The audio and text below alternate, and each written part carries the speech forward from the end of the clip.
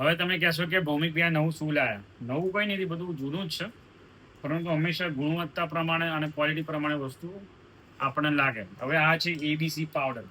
ABC powder એ શું છે?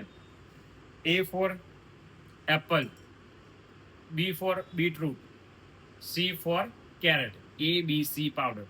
મેઇન વસ્તુ એ કે તમારા બોડીમાં હિમોગ્લોબિન માટે, બીજી વસ્તુ એ કે તમારા બોડીના મેટાબોલિઝમ માટે, પછી તમે વર્કઆઉટ કરો છો એમના માટે, પ્લસ મેઇન વસ્તુ શું છે કે એન્ટીઓક્સિડન્ટ પ્રોડક્ટ છે. ઓકે, એન્ટીઓક્સિડન્ટ પ્રોડક્ટ છે તો તમારે મેઇન વસ્તુ શું થશે, તમારે સ્કિન રિલેટેડમાં બી સારું રહેશે. હું તો કહું છું કે દર 2-3 દિવસે તમે એક વખત આને કન્ઝ્યુમ તમારે કરવાનું. ડેલી બી લો તો બી કંઈ વાંધો નથી.